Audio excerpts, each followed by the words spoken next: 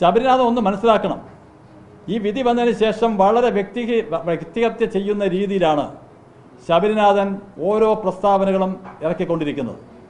ശബരിനാഥൻ പറഞ്ഞത് ഇനി തലയിൽ മുണ്ടിട്ട് വേണം നഗരവാസികൾ നടക്കേണ്ടതെന്നാണ്. ഒരു കാര്യം ചെയ്യാം, ശബരിനാഥന് BJPയുടെ കണക്കായിട്ട് ഒരു കെട്ട് മുണ്ട് വാങ്ങിക്കൊടുക്കാം. ഞങ്ങളത് നിയമപരമായി പോകും. നിയമപരമായി പോയി സുഗതനെ തിരിച്ചു കൊണ്ടുവരുമെന്നുള്ള കാര്യത്തിൽ യാതൊരു സംശയവും വേണ്ട. അത് ശബരിനാഥനും വേണ്ട, ബഹുമാനപ്പെട്ട മുൻ മന്ത്രി ശിവൻകുട്ടിക്കും വേണ്ട. ഇവർക്ക് രണ്ടുപേർക്കാണ് ഏറ്റവും കൂടുതൽ തുടിപ്പുള്ളത്. കോടതി വിധി എന്താണോ അത് അംഗീകരിക്കുക, അത് ബഹുമാനിക്കുക ഒരു ഉത്തരവാദിത്തപ്പെട്ട രാഷ്ട്രീയ നേതാക്കന്മാരുടെ ഒരു കടമയാണ് എന്നുള്ളത് ഞാൻ രണ്ട് മുന്നണികളുടെ നേതാക്കന്മാരെയും ഓർമ്മിപ്പിക്കുകയാണ്. CPMന്റെ കളിപ്പാവയായിട്ടാണ് ശബരിനാഥൻ കഴിഞ്ഞ ഒരു മാസമായി മാറിയിരിക്കുന്നത്. നമസ്കാരം. ഒടുവിൽ തിരുവനന്തപുരം നഗരസഭയിലെ വാഴോട്ടുകോണം വാർഡ് കൗൺസിലറായ R. സുഗതൻ ഇക്കഴിഞ്ഞ ദിവസം വീണ്ടും സത്യപ്രതിജ്ഞ ചെയ്തിരിക്കുകയാണ്. വലിയ നിയമ പോരാട്ടങ്ങൾക്ക് ഒടുവിലാണ് സുഗതൻ്റെ സത്യപ്രതിജ്ഞ വിയൂർ സെൻട്രൽ ജയിലിൽ നടന്നിരിക്കുന്നത്. എന്തായാലും കാപ്പ കേസ് പ്രതിയായി അദ്ദേഹം വിയൂർ സെൻട്രൽ ജയിലിൽ കഴിയുന്ന സമയത്താണ് ആഭ്യന്തര വകുപ്പ് കോടതിയെ അറിയിക്കുന്നത്. അതായത് സുഗതന് സെൻട്രൽ ജയിലിൽ വെച്ച് സത്യപ്രതിജ്ഞ നടത്താമെന്നുള്ള കാര്യം. ഇതിനെ തുടർന്ന് കോടതി അത് പരിഗണിക്കുകയും പിന്നാലെ വിയൂർ സെൻട്രൽ ജയിലിൽ സത്യപ്രതിജ്ഞ നടത്തുകയുമായിരുന്നു. മേയർ ഉൾപ്പെടെയുള്ള സംഘം അതിന് സാക്ഷ്യം വഹിച്ചിരുന്നു. സത്യവാചകം ചൊല്ലിക്കൊടുത്ത് പിന്നാലെ സുഗതൻ സത്യപ്രതിജ്ഞ ചെയ്യുകയായിരുന്നു. എന്തായാലും നേരത്തെ പറഞ്ഞതുപോലെ വലിയ നിയമ പോരാട്ടങ്ങൾക്ക് ഒടുവിലായിരുന്നു ഈ ഒരു ചടങ്ങ് നടന്നത്. ഈ ഒരു സാഹചര്യത്തിൽ തിരുവനന്തപുരം BJPയുടെ സിറ്റി ജില്ലാ അധ്യക്ഷനായ കരമന ജയൻ മാധ്യമങ്ങളോട് പ്രതികരിക്കുകയാണ്. ഇടത് വലത് മുന്നണികളുടെ നേതാക്കന്മാർ സുഗതനെ കൊടും ഭീകരനായിട്ടാണ് ചിത്രീകരിച്ചുകൊണ്ടിരിക്കുന്നത്. ഇവരുടെ പ്രസ്താവനകളും ഇവരുടെ സംസാരങ്ങളും കേട്ടാൽ സുഗതൻ നൂറുകണക്കിന് ആൾക്കാരെ കൊലപ്പെടുത്തിയ കൊടും ഭീകരനാണ്, തീവ്രവാദിയാണ് എന്നുള്ള നിലയിലാണ് ശിവൻകുട്ടിയുടെ നേതൃത്വത്തിലുള്ള LDFും ശബരിനാഥിൻ്റെ നേതൃത്വത്തിലുള്ള UDFും ചേർന്നുള്ള ഇന്ത്യ മുന്നണി നേതാക്കന്മാർ പറയുന്നത്. ഇന്നലെ ബഹുമാനപ്പെട്ട ഹൈക്കോടതി ഒരു ജനപ്രതിനിധി എന്ന നിലയിൽ, ജനങ്ങളാൽ തിരഞ്ഞെടുക്കപ്പെട്ട ഒരു ജനപ്രതിനിധി എന്ന നിലയിൽ R. സുഗതനെ സത്യപ്രതിജ്ഞ ചെയ്യാനുള്ള സൗകര്യമൊരുക്കാൻ സർക്കാരിനോട് ആവശ്യപ്പെടുകയും R. സുഗതൻ ജനവിധിയെ മാനിച്ചുകൊണ്ട് സത്യപ്രതിജ്ഞ ചെയ്യേണ്ടതാണ് എന്നുള്ള ബഹുമാനപ്പെട്ട ഹൈക്കോടതി വിധി വന്നതിന് ശേഷം UDFിൻ്റെ നേതാവായിട്ടുള്ള KS ശബരിനാഥൻ തുടിച്ചുകൊണ്ട് നിൽക്കുന്നത് കാഴ്ചയാണ് ഇന്നലെ വിധി വന്നതിന് ശേഷം കാണാൻ തുടങ്ങിയത്. എന്തിനാണ് KS ശബരിനാഥൻ ഇങ്ങനെ കിടന്ന് തുടിക്കുന്നത്? പൊതുസമൂഹത്തിന് മനസ്സിലാകുന്നില്ല, ഞങ്ങൾക്കാർക്കും മനസ്സിലാകുന്നില്ല. എന്തിനാണ് ഈ തുടിപ്പ്? ശബരിനാഥൻ ഒന്ന് മനസ്സിലാക്കണം. ഈ വിധി വന്നതിന് ശേഷം വളരെ വ്യക്തിഹത്യ ചെയ്യുന്ന രീതിയിലാണ് ശബരിനാഥൻ ഓരോ പ്രസ്താവനകളും ഇറക്കിക്കൊണ്ടിരിക്കുന്നത്. ഇങ്ങനെ തുടിച്ച് UDF നഗരസഭയിലെ വലിയ പ്രതിപക്ഷമാണ്, ഞാനാണ് ഇതെല്ലാം നയിക്കുന്നത് എന്ന് വരുത്തി തീർക്കാനാണോ, അതോ വിവരമില്ലായ്മ കൊണ്ടാണോ എന്നുള്ളതാണ് സംശയിക്കേണ്ടിയിരിക്കുന്നത്. ശബരിനാഥൻ പറഞ്ഞത് ഇനി തലയിൽ മുണ്ടിട്ട് വേണം നഗരവാസികൾ നടക്കേണ്ടതെന്നാണ്. ഒരു കാര്യം ചെയ്യാം, ശബരിനാഥന് BJPയുടെ കണക്കായിട്ട് ഒരു കെട്ട് മുണ്ട് വാങ്ങിക്കൊടുക്കാം. ഓരോ ദിവസവും ശബരിനാഥിന് തലയിൽ മുണ്ടിട്ട് നടന്നാൽ മതി. ഇതാണ് BJPക്ക് പറയാനുള്ളത്. ശബരിനാഥിൻ്റെ ഒരു കാര്യം പറയാം, കേരളത്തിലെ പല രാഷ്ട്രീയ നേതാക്കന്മാരും ജയിലിൽ കിടന്നും ലോക്കപ്പ് മർദ്ദനമേറ്റും കേസുകളിൽ പ്രതിയായും സമരക്കേസുകളിൽ പ്രതിയായി തന്നെയാണ് കേരളത്തിലെ പല നേതാക്കന്മാരും മന്ത്രിയായിട്ടുള്ളത്, MLA ആയിട്ടുള്ളത്. അതുകൊണ്ട് നാളെ സമയത്ത് ഇവിടുത്തെ പോലീസുകാർക്ക് നാളെ R. സുഗതനെ സല്യൂട്ട് ചെയ്യേണ്ട ഒരു സാഹചര്യം വന്നുകൂടാന്നുമില്ല.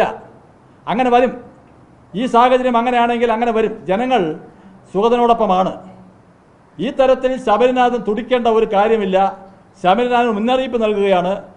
നാളെ ശബരിനാഥൻ നഗരസഭയിൽ സുഗതൻ വരുന്ന സമയത്ത് ഒരു സഹപ്രവർത്തനായി പ്രവർത്തിക്കേണ്ടതാണ്.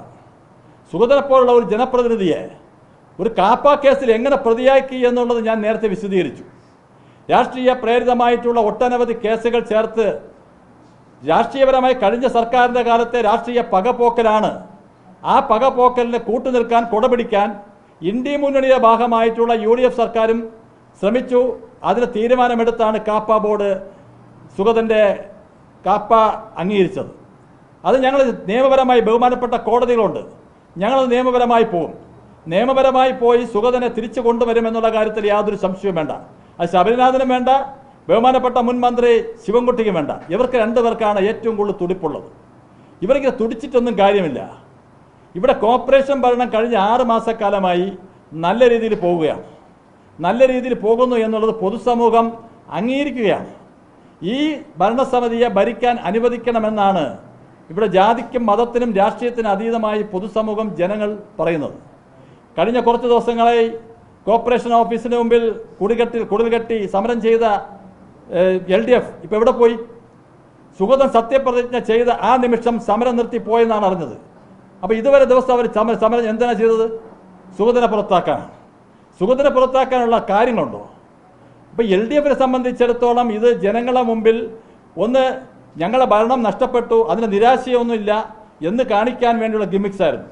അല്ലെങ്കിൽ 45 വർഷക്കാലം ഇവർ ഭരിച്ച് മുടിച്ച ഈ നഗരസഭ രക്ഷപ്പെടുന്നതിൻ്റെ അസൂയയും നിരാശയുമാണ്. ഇപ്പോൾ ഗവൺമെൻറ് വേദികളിൽ പോലും തിരുവനന്തപുരം നഗരത്തിലെ CPMൻ്റെ MLA ഇല്ല, CPMൻ്റെ പ്രാതിനിധ്യമില്ല. അതിൻ്റെയൊക്കെ വളരെ നിരാശയും ദുഃഖവും കൊണ്ടാണ് ഇവരെല്ലാം ഇത് കാട്ടിക്കൂട്ടുന്നത്. പക്ഷേ ഞങ്ങൾക്കൊരു കാര്യം പറയാനുള്ളത്, കാലാകാലങ്ങളിൽ ജനവിധി അനുകൂലമായും പ്രതികൂലമായും വരും.